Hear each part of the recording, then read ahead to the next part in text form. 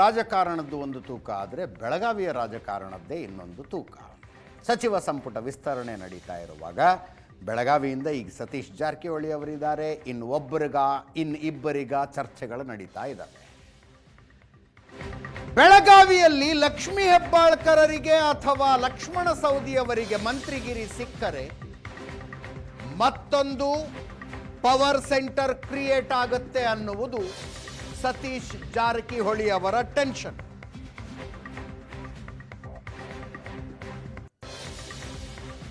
ಇದನ್ನ ತಪ್ಪಿಸುವ fielding set ಮಾಡ್ತಾ ಇದ್ದಾರೆ.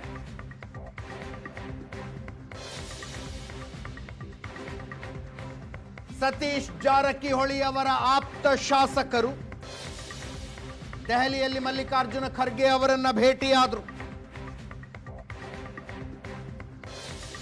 ಅಶೋಕ್ ಪಟ್ಟಣ್, ಮಹಾಂತೇಶ್ ಕೌಜಲಗಿ ಅವರ ಪರ ಬ್ಯಾಟಿಂಗ್ ಇದೆ.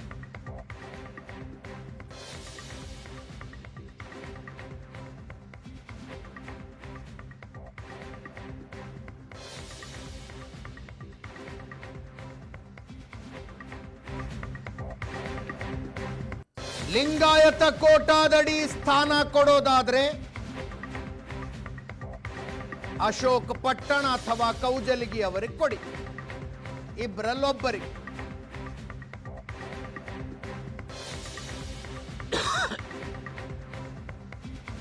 ಅಲ್ಪಸಂಖ್ಯಾತ ಕೋಟಾದಡಿ ಬಂದ್ರೆ ಆಸಿಫ್ ಸೇಠ್ ಅವರಿಗೆ ಅವಕಾಶ ಸಿಗಲಿ ಅಂತ.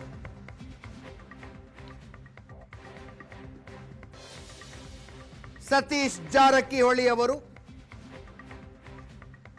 ಎಐಸಿಸಿ ಅಧ್ಯಕ್ಷ ಮಲ್ಲಿಕಾರ್ಜುನ ಖರ್ಗೆ ಅವರನ್ನ ಭೇಟಿಯಾಗಿ ಮಂಡಿಸಿರುವ ವಾದ.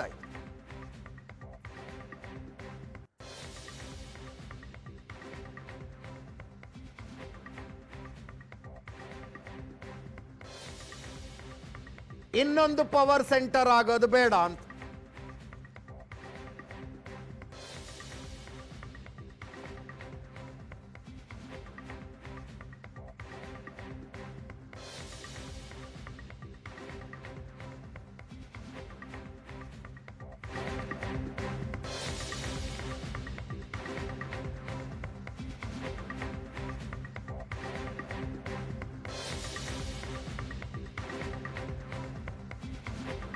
ಬೆಳಗಾವಿ ದೊಡ್ಡ ಜಿಲ್ಲೆ, ಸಚಿವ ಸ್ಥಾನಕ್ಕಾಗಿ ಹೆಚ್ಚು ಪೈಪೋಟಿ ಇದೆ. ಬಿಜೆಪಿ ಬಿಟ್ಟು ಕಾಂಗ್ರೆಸ್ಸಿಗೆ ಬರುವಾಗ ನೀಡಿದ ಭರವಸೆಯ ಬಗ್ಗೆ ನಾನು ಚರ್ಚೆ ಮಾಡೋದಿಲ್ಲ ಅಂತ ಲಕ್ಷ್ಮಣ ಸವದಿ ಅವರು ಹೇಳಿದ್ರು ದೆಹಲಿಯಲ್ಲಿ.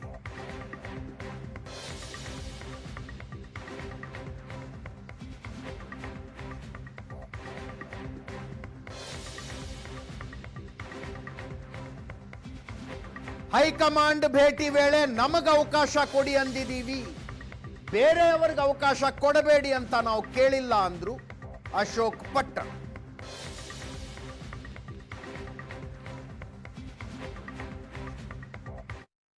ಮುಖ್ಯಮಂತ್ರಿಗಳು ಮಾಜಿ ಮುಖ್ಯಮಂತ್ರಿಗಳು ಬಂದಿದ್ದಾರೆ, ಇಬ್ಬರು ನಾಯಕರಿಗೂ ಭೇಟಿ ಆಗ್ತೀವಿ. ಗುಟ್ಟಿನ ಕೆಲವೊಂದು ಸಂಗತಿಗಳು ಹೊರಗಡೆ ಹಾಕಿ ಹೇಳೋಕ್ಕಾಗಲ್ಲ.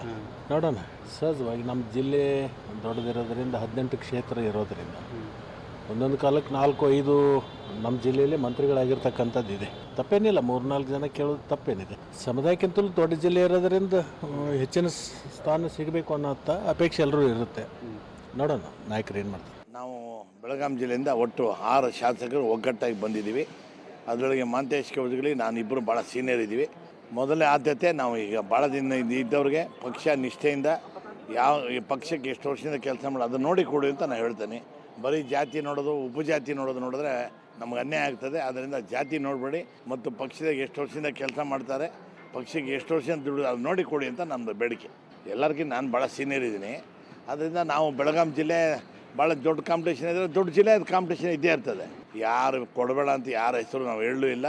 ನಾವು ಇಬ್ಬರು ಸೀನಿಯರ್ ಇದ್ದೀವಿ, ಸೀನಿಯರ್ನ ಕಡೆಗಣಿಸ್ಬೇಡಿ, ಅವ್ರಿಗೆ ಅಂಥವ್ರನ್ನ ಗುರುತಿಸಿ ಮಾಡಿ ಅಂತ ಹೇಳಿದ್ದೀವಿ ಅಷ್ಟೇ ಹೊರತಾಗಿ ನಾವು ಬೇರೆಯವ್ರ ಹೆಸರು ಅವ್ರು ಮಾಡಬೇಡಿ, ಆಮೇಲೆ ಅವ್ರು ಇನ್ನೂ ದೊಡ್ಡವ್ರು ಆಗ್ಬಿಡ್ತಾರೆ.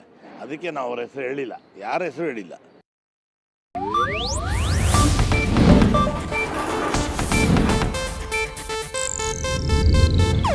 ಇದು ಏಷ್ಯಾನೆಟ್ ನ್ಯೂಸ್ ನೆಟ್ವರ್ಕ್ ಪ್ರಸ್ತುತಿ.